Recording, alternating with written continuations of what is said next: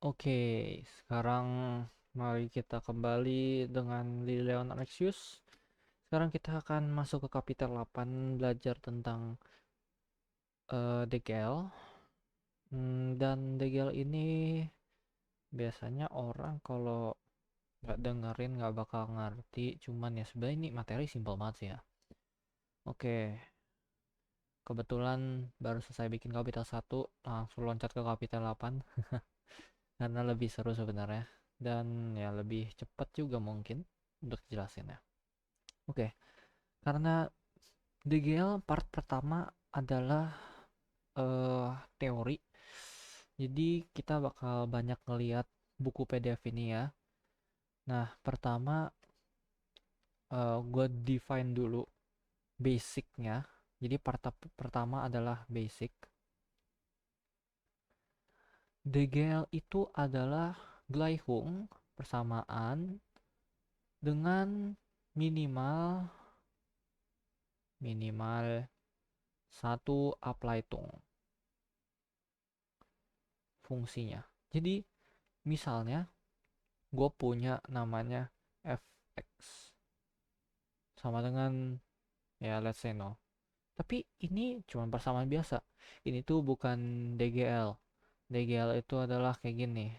Fx tambah f aksen x sama dengan 0. Nah, ini satu Ableitungnya.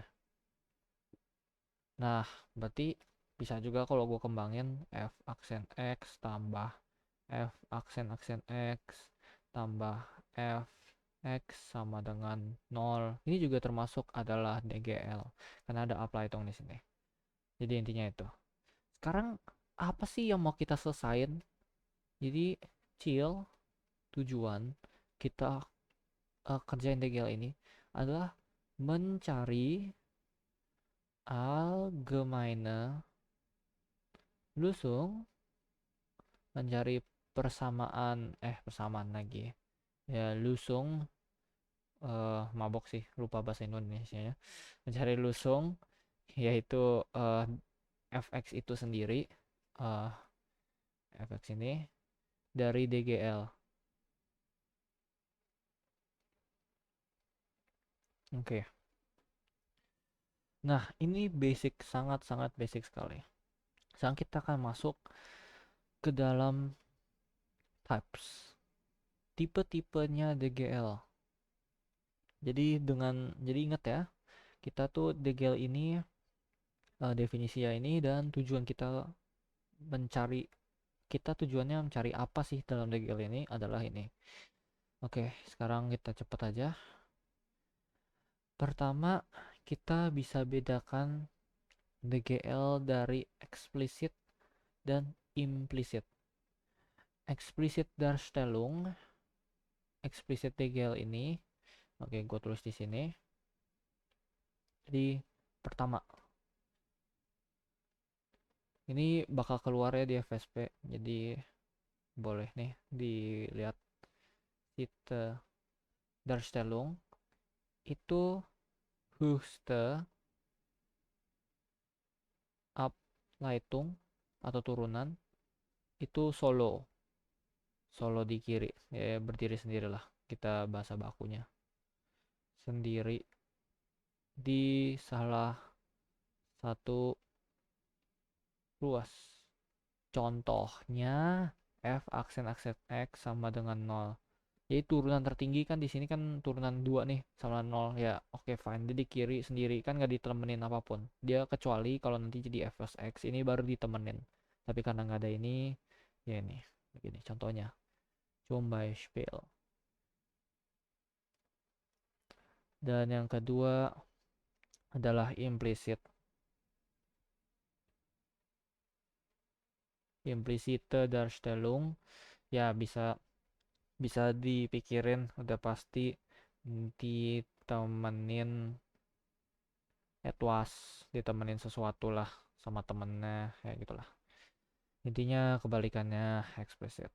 Fx tambah f aksen aksen x tambah 4 f aksen x sama 0 ya. Kita bisa lihat ini Houstonnya ini tertinggi, ini kan cuma turunan 1 turunan 2 ya, ditemenin sesuatu, ini jadi implisit. Itu type pertama. Type pertama bisa dibagi eksplisit dan implisit. Dan ya sebelum lanjut ya, biar lebih enak, gue bakal ngomong Ordnung der DGL. Itu artinya itu grad dari höchsten Ableitung. Jadi misalnya ini kan dari gue tulis di sini biar kelihatan jelas, fx plus 4f aksen x plus 8f aksen x plus akar 13 lah f 112 x. Nah, di sini kita bisa lihat Ordnungnya inilah Ordnung 3. Karena kenapa? Di sini kita bisa lihat ini turunan 1, ini turunan 2, ini turunan 3. Lihat di sini kan turunan 2 nih, turunan 1, turunan 3. Apa yang terjadi? Oke, jadi gue bikin kesimpulannya dulu deh, biar kita step by step. Grab turunan 3. Tapi apa yang terjadi kalau misalnya gue tulis di sini f pangkat 4 x. Ini artinya di sini itu f aksen x ya. Ini artinya itu ini. Tapi kita dalam penulisannya biasanya jadi begitu. Ini bukan cuma gua aja yang nulis, tapi emang begitu. Tambah fx tambah let's say tadi f aksen x itu. Ini grad bakal jadi grad sama dengan 4. Karena kita lihat di sini ini gradnya ini 4, ini apply itu 4, ini turunan 3. Oke, selesai. Intinya simply cuman begitu. Nah, selanjutnya adalah tipe selanjutnya lineare dan unlineare. Mari kita cek. Nah, di bawah sini lineare dibagi dua. Yang satu type 2 ya. A. Lineare DGL A1 abhängig von X. Abhängig von X itu intinya penulisannya begini. A0 X dikali fx ditambah A1 X kali f aksen x tambah terus-terusnya. Jadi kita bisa lihat di sini ini ada x di mana A0 A1 ini konstanta ya. Jadi egal lu bisa tulis begini akar 2 x fx, bisa juga tulis apa sepertiga x pangkat 2 f aksen x. Ini egal. Yang penting begitu ada x-nya. Nah, yang kedua adalah nih abhängig. Nah, nih abhängig atau kita bisa bilang mit konstanten. Jadi ngomongnya lineare DGL mit konstanten. Itu artinya penulisannya bakal jadi begini. A0 fx ditambah A1 f aksen x tambah titik sama dengan 0. Ya ini ya nggak harus sama dengan 0 sih. Kita cuman ini jangan biar nanti kalian nggak salah, soalnya bakal harus kita bedain ntar. Ini bakal ada hubungannya. Kita lihat ruas kiri ya. Sorry tadi gue lupa ngomong. Jadi DGL itu bakal ada ruas kiri, ruas kanan. Ini buat nomor 2 ini up linear DGL, kita lihatnya ruas kirinya aja. Nah, ruas kirinya ini kita lihat ini nggak ada x sama sekali. Nggak ada x sama sekali. Jadinya nih abhängig. Dan untuk nomor B-nya part B itu nih linear DGL. Nih linear DGL itu f aksen fx atau Beziehungsweise egal f pangkat nx datang dalam form lain selain yang dari ini yang ditulis di A1 A2. Jadi misalnya gue tulis di sini akar fx ditambah cos f aksen aksen x ditambah apa lagi yang aneh-aneh log f pangkat 4x.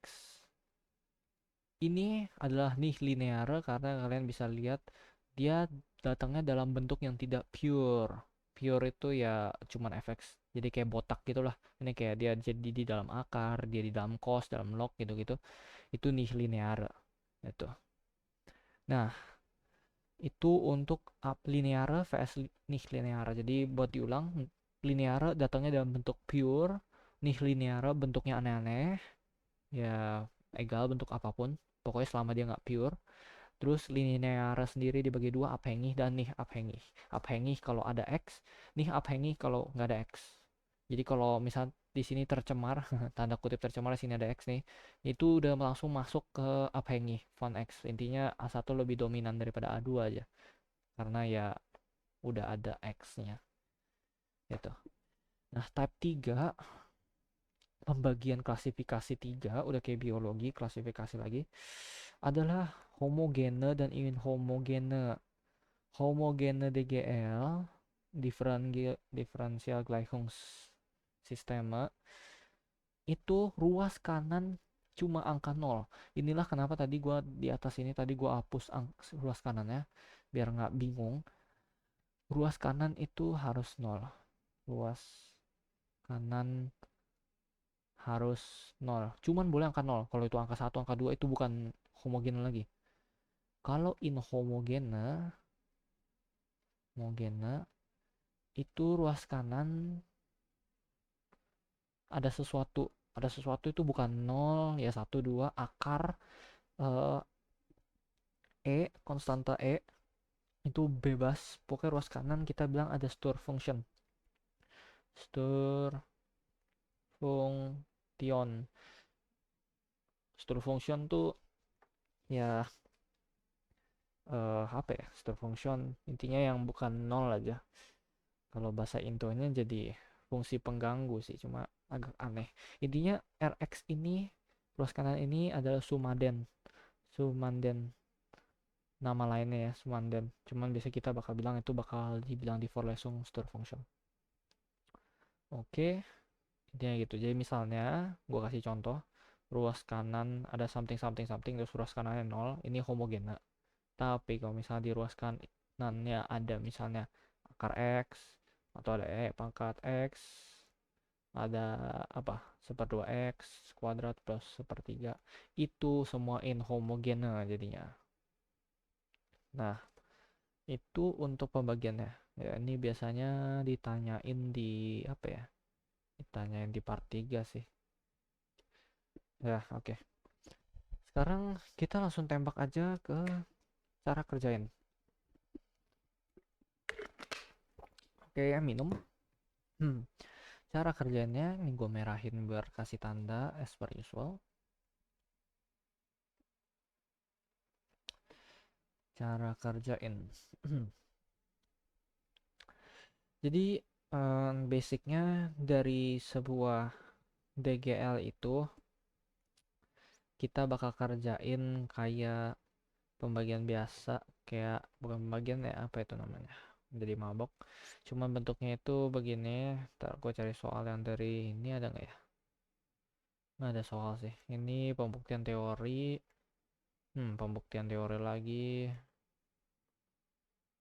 Well, kok nggak ada soal sih, sedih banget ya. Ini ada.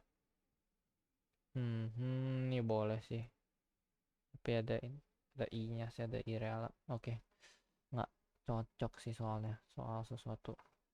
Oke, balapan, mari kita cari soal dulu ya sebentar. Wow, ini udah salah. Notes 8, kapital 8, tembak atas. Ini pembagian. Nah, ini oke, ini sangat cocok.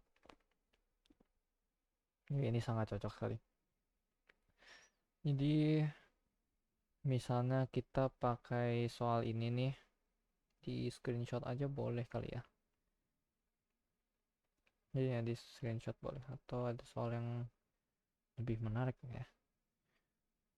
Ini boleh. Nah, ini boleh deh. Sekalian nomor 4 biar sekalian jelasin yang tentang kalau sama. Oke. Jadi nomor 1 dan nomor 4. Tutor. Oke. Sekarang kita langsung kerjain soal yang homogen ya. Kenapa homogen? Jadi gua tandain dulu biar nggak lupa 1 sama 4. Homogen karena ruas kanannya seperti yang dibilang tadi ini 0. Nah, cara kerjainnya. Ini einfach. Gue tulis soal di sini f aksen x plus 1/2 fx sama dengan 0. F aksen x, pokoknya pangkat fn x ini kita ubah jadi lambda pangkat n. Jadi di sini kita lihat ini kan pangkat 1 nih. Pangkat 1 ini pangkat 0 kan. Ini kan bukan turunan. Ini yang kanan kan fungsi biasa. Ini fungsi turunan. Jadi geratnya 1. Nah, ini jadi lambda pangkat 1 tambah setengah lambda pangkat 0 kan 1 ya. Jadi setengah kali 1, setengah ya, fine, gue tulis. Nah, 0 lambda 1 sama setengah sama dengan 0, dan di sini jadi lambda sama dengan min setengah. Lambda pangkat 1 ya, tetap lambda. Kecuali bakal ada lambda kuadrat sama dengan bisa 4 ya, nanti bakal lambda sama dengan plus minus 2 gitu. Ya, itu kalau ada soal begitu. Dia tinggal dilihat. Makanya ini gampang banget.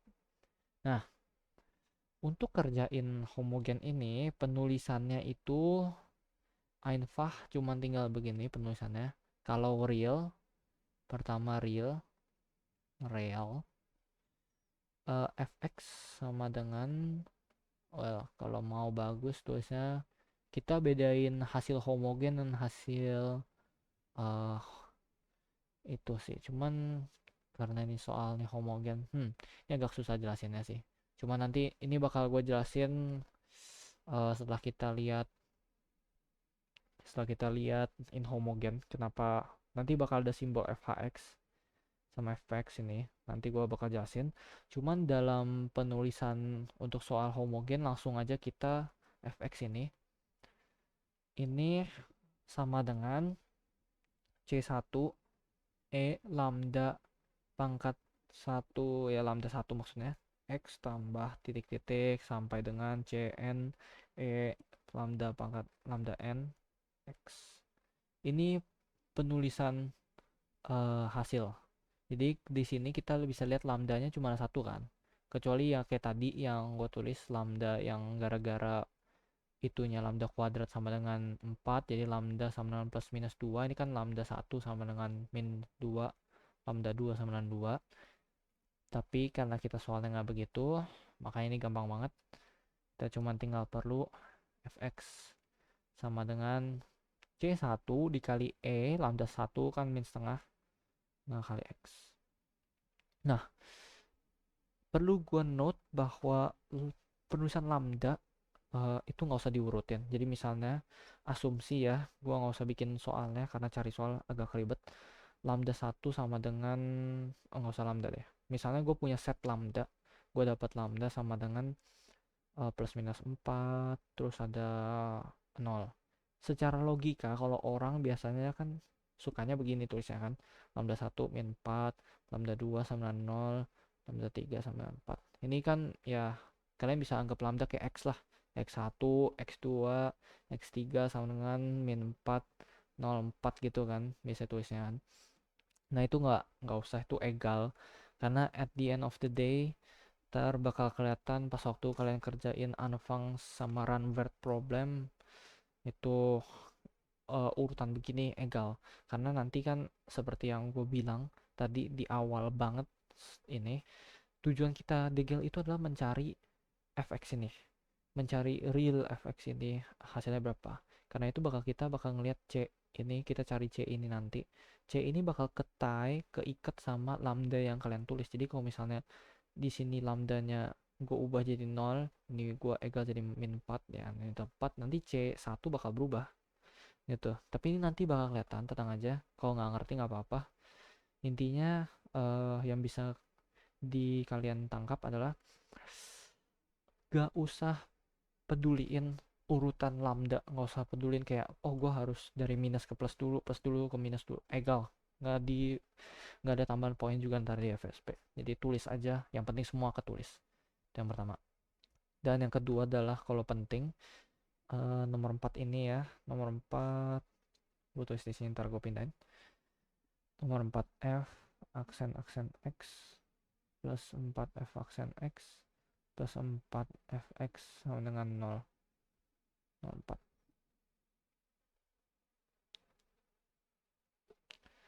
Ini turunin ke bawah.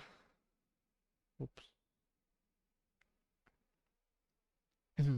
Ya kayak biasa kita jadiin lambda ya, lambda kuadrat, karena ini kan grad 2 plus 4 lambda plus 4 dong, lambda pangkat 01, 4 sama dengan 0. Terus ini kayak biasa lambda plus 2 kuadrat sama dengan 0. Kayak biasa aja, kayak matematika biasa, x plus 2 kuadrat sama dengan 0. Jadi lambda sama dengan berapa? Min 2. Min 2 ya, min 2. Lambda sama dengan min 2. Terus ya, karena kita bisa lihat di sini, itu kan sebenarnya kuadrat. Kuadrat tuh ada dua ya. Jadi kasih kelihatan nih. Kalau misalnya mau gue jelasin lagi, lebih bagusnya ini double lambda plus 2, lambda plus 2 sama dengan 0. Logikanya gitu kan, lambda sama dengan min 2, min 2. Karena double, ini yang unik nih. Kalau lambda 1 sama dengan lambda 2 sama dengan lambda 3, maka penulisannya bakal jadi C1E lambda 1X ditambah C2X. Nah ini ada X ini. Pangkat lambda 2X plus C3X kuadrat pangkat lambda 3X. Nah ini penting banget ya. Ini jadi berarti karena lambdanya ada double di min 2, maka fx sama dengan C1E min 2x tambah C2x min 2x. Jadi intinya ada ini. Kalau misalnya ternyata nanti ada triple nih ya, ada triple, ya bakal jadi C3x kuadrat min 2x. Ini kalau ada triple. Oke. Dan itu untuk yang gituan. Ya nanti ini kan mungkin kalau gue niat atau kalau gue ada hidup buat bikin Kapitel 4 dan lain-lain, jadi nanti bakal ada imajiner juga, kayak biasa kayak di Indo lah ya. Di Indo kan kita bisa bilang akar min 1 sama dengan imajiner kan, karena kan nggak ada akar minus. Jadi kalau kalian bisa tulis akar min 64 sama dengan 8i. Kenapa? Karena akar 64 dikali akar min 1 kan logikanya sama dengan 8 kali i, 8i gitu. Nah itu nanti ada penulisannya sendiri di homogen ini. Penulisannya adalah ini ya, ini penting banget.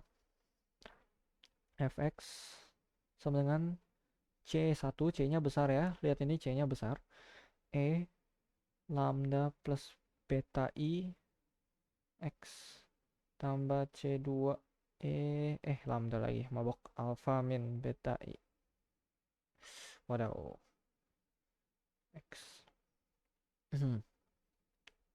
Oke, ini hapus sedikit. Kenapa penulisannya gini? Karena kan nanti kan lambda 1 misalnya 2 tambah 3i gitu kan. Terus itu apa ya, nanti kalau misalnya lambdanya ternyata cuman kayak 2i ya, alfanya berarti ini nggak ada. Ini alfa sama 2, ini alfa sama 0, beta sama dengan 3, beta sama dengan 2. Ya intinya begitu. Ini nanti bakal gue kasih tunjuk aja contohnya, nggak bakal gue tulis karena waktunya udah jam 11 malam. Oke, terus itu ada fx. Nah ini ada cara penulisan kedua ya, bisa diperhatiin. Nah ini biar jelas gue gedein juga C2, karena ini penting. Kenapa gedein nanti kelihatannya, ini penting banget. Ini ada cara penulisan lain, yaitu pangkat alpha x dikali C1, ini C kecil, kali cos beta x tambah i C2 sin beta x Kalian mungkin bakal sadar ini plus minus mirip kayak apa itu namanya? Nanti di kompleks Encalen nanti ada trigonometri Darstellung sama parameter eksponensial Darstellung, itu bakal mirip banget. Ya, plus minus beginilah logikanya. Nah, ini itu sama dengan C1 tambah C2 yang gede itu. Yang ini adalah C1 min C2. Nih, berarti gue ubah warnanya. Deh. Ini contoh soal di mana ya? Ada sih, cuman perlu dicari dulu. Mata klausur tahun 2013 mungkin ada. Bawah ada nggak ya? Nah, ini dia, ada nih di sini. Dari sini kita bisa lihat bagian ini. Ini jawabannya yang kita mau lihat, yang kita pedulin ini. Yang sebelah kanannya nggak usah. Yang ini gue kotakin aja pakai merah ini.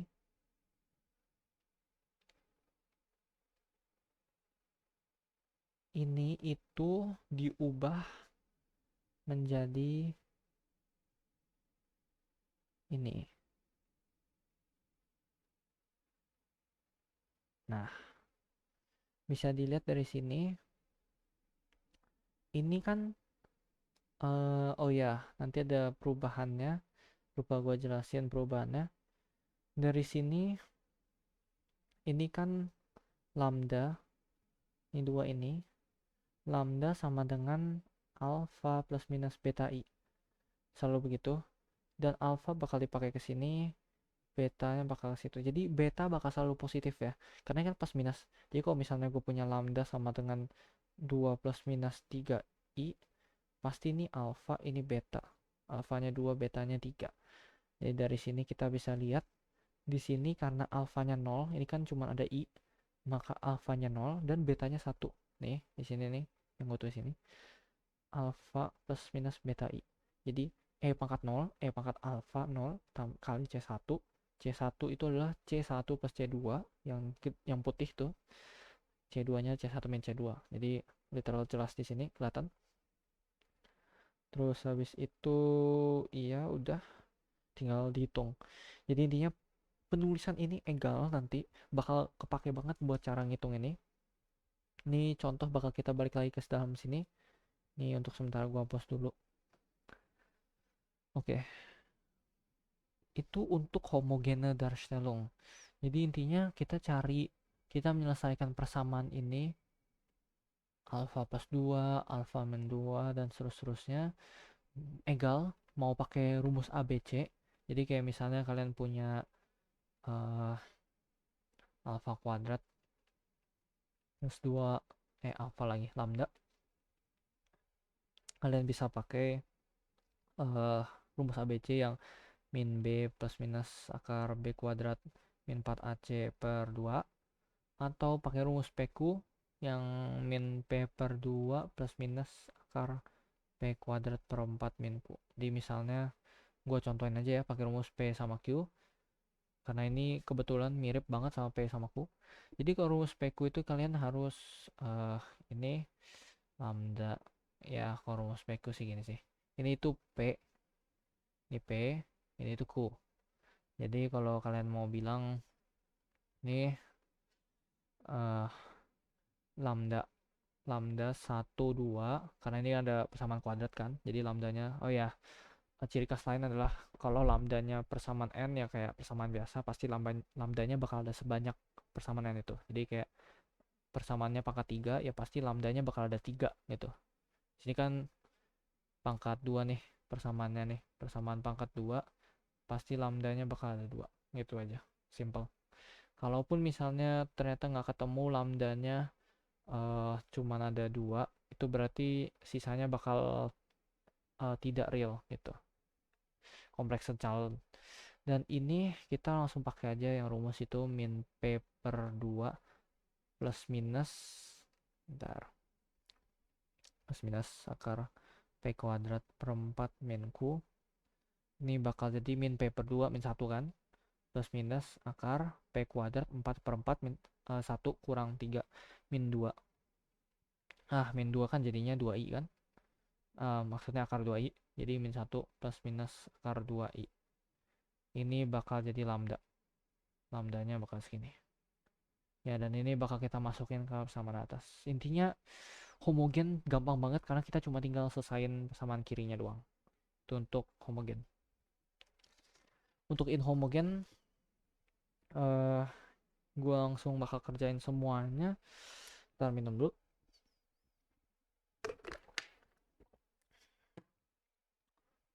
Inhomogen. Jadi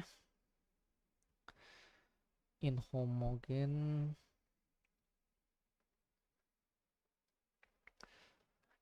seperti yang gue bilang tadi, ruas kanan ada sesuatu. Jadi ini ruas kiri ya, misal fx n x plus fx sama dengan rx.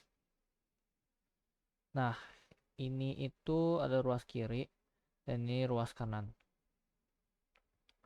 Ini nanti bakal kita pecah jadi dua, fhx.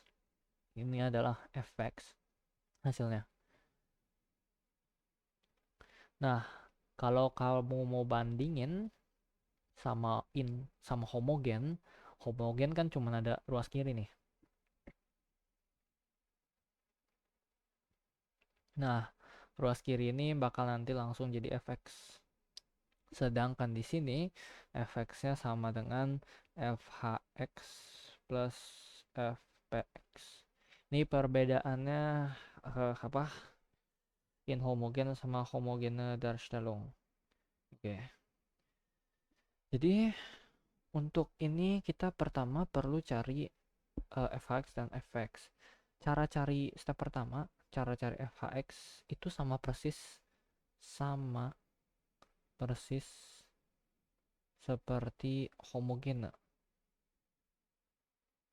Jadi kita pakai cara homogene buat cari fhx karena namanya ya homogene Lusung. Jadi misalnya gue bikin aja soal apa ya soal, let's say yang gampang gue bakal ini nih, f aksen x min fx sama dengan x. Ini kan ruas kanan ada sesuatu bukan 0, jadi inhomogenal ini termasuknya. Nah, step pertama nih gue jadiin lambda kayak biasa, lambda min 1 sama dengan 0. Jadi gampang banget, lambda sama dengan 1. Ini fhx sama dengan c kali e pangkat x, ya kan? Kan e pangkat 1x, langsung aja c pangkat x. Nah, step 2 adalah mencari fpx. Nah, untuk ini bakal ada apa ya namanya? Rumusnya. Ini dia. Ini penting banget nanti, ini gue jelasin sekarang. Ini penting banget buat FSP, ini pasti bakal ditulis di formal Samlung, kalian harus tulis ini. Ini gue paste di sini. Nah, ini gue jelasin di sini. Intinya dari ini ada tiga reaksi, tiga benda. Kalau misalnya ruas kanan Rx, ruas kanan nih ya, sama dengan something dikali E pangkat AX. Jadi something ini B kali E pangkat alpha X. Sebenarnya gue bilang aja ya, B ini tuh gak penting sebenarnya, gak penting banget. Karena gak bakal kepake. Cuman ya, gue bakal tulis aja. Misalnya Cumbeispiel, contoh Cumbeispiel. Misalnya Rx sama dengan 5E pangkat C 2X. Oke, ya good enough. Nah, fpx itu bakal jadi x pangkat m dikali a e alpha x. A ini bakal kita cari ya. Jadi semua yang namanya A ini, yang noch unbekannt ini bakal kita cari. Dan alpha ini adalah ini ya. Jadi alpha, gue ini kasih warna B yang bagus ya. Merah mungkin. Alpha ini tentu saja datang dari sini. Jadi alpha bakal datang sini. Nah, sekarang yang masalah ada M. M ini apa sih? M ini itu adalah berapa banyak yang sama dengan syarat. Jadi syarat di sini kalian bisa lihat di sini syaratnya masing-masing beda ya. Kalau misalnya Rx ruas kanannya begini, syaratnya eh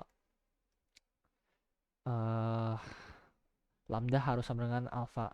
Kalau ruas kanannya begitu, lambda sama dengan 0, kalau ini lambda sama dengan beta i.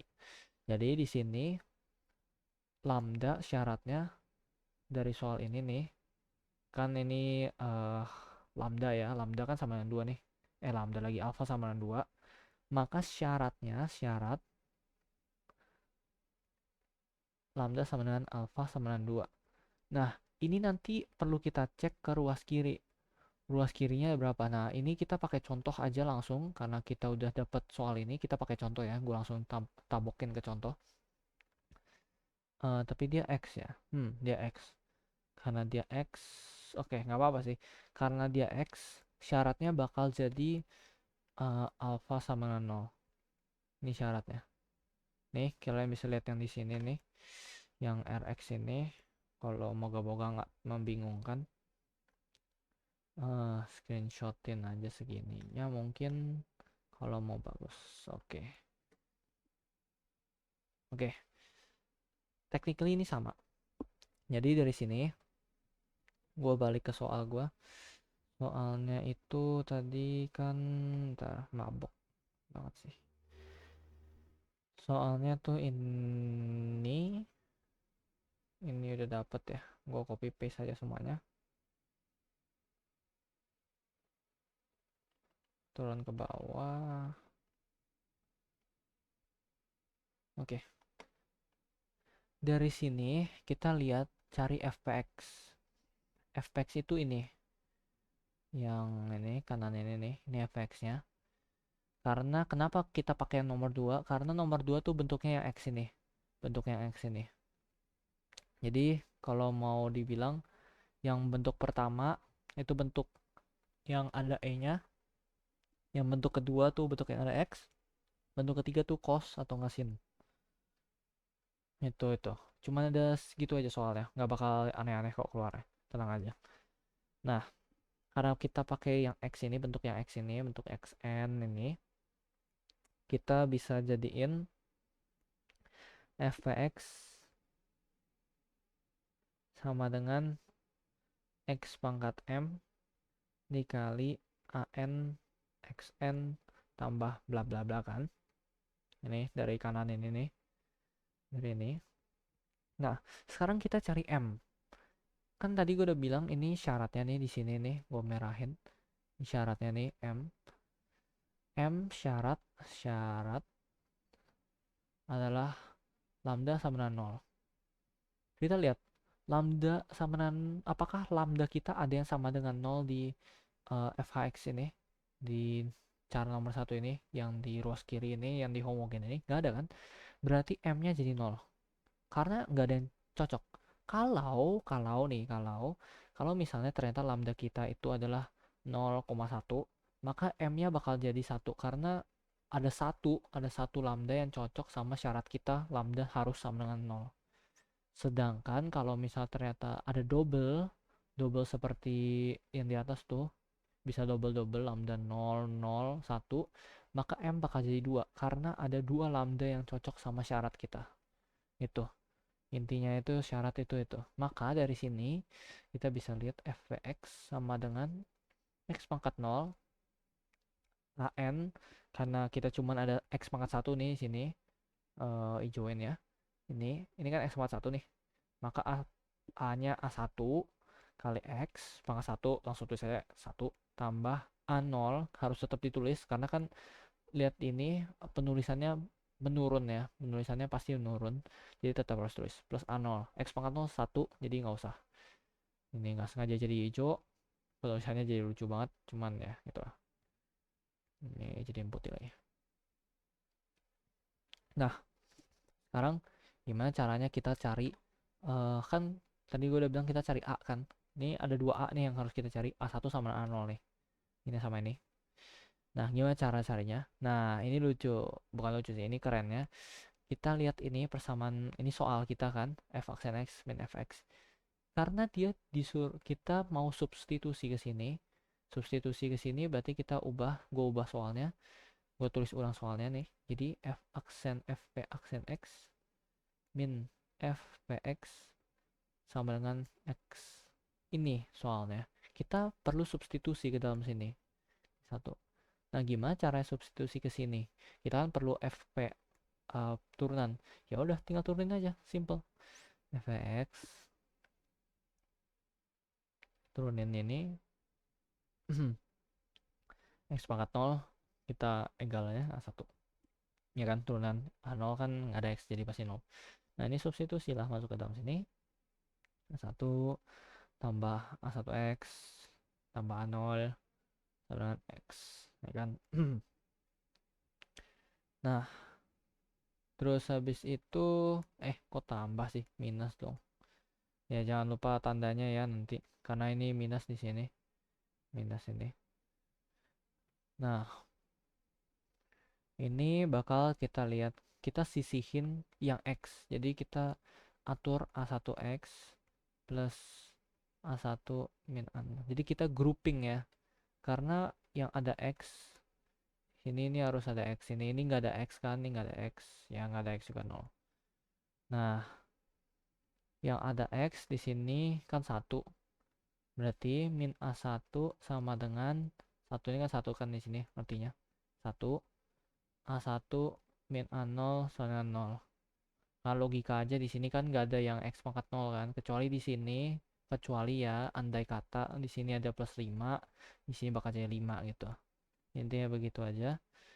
Nah, terus di sini kita dapat A1 dapat A0 sama dengan min 1, min 1. Ya. Jadi substitusi aja, masukin balik ke sini. Ini tinggal substitusi balik ke sini. Tut. Jadi kesimpulannya fpx sama dengan min x min 1. Terus dari itu fx sama dengan fhx plus fpx, maka kita lihat tadi fhx kita cex di min x min 1. Selesai. Ini inhomogennya begini. Kadang soal ini kan soal simple ya. Kalau soalnya lebih panjang bakal panjang banget. Ini tadi kelihatan banget. Gitu. Ya tinggal masuk, intinya cari homogene, cari partikuler. Selesai. Kalau kalian mau iseng cek bisa juga. Tinggal cek, tinggal masukin aja sih sebenarnya. Jadi di soal ini nih, yang tadi soal mana tuh awal banget. Nah, ini f aksen x min fx sama dengan x. Ini kalian kalau mau cek tinggal bikin aja, tinggal masukin ulang misalnya sini min fx. Nih kalian tinggal cari turunan cx min 1 kan. Terus substitusi aja. Tinggal masukin ulang ini kedua. Kalau mau cek ya, cek.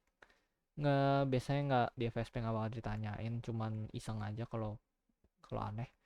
Kalau penasaran kayak feeling kok rasanya aneh gitu ya, ini boleh begini.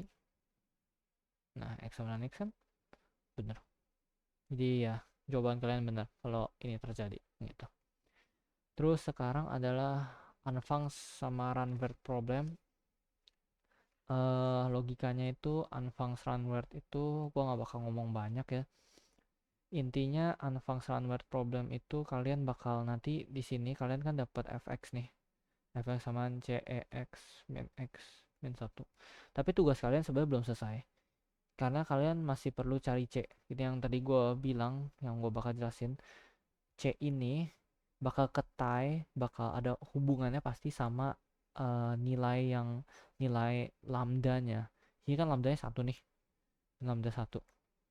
C ini pasti nanti ada hubungannya sama lambda 1. Jadi kalau misalnya gue bikinin kompleks, misalnya ada C1 E pangkat 2X plus C2 E pangkat 3 min I X.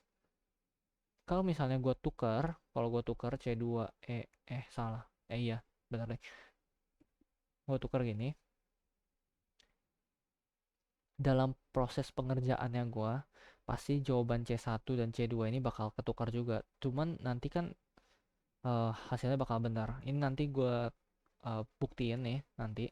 Lalu gue buktiin kalau misalnya gue tukar-tukar. Jadi intinya ini yang buat buktiin kenapa kita nggak usah peduliin urutan lambdanya.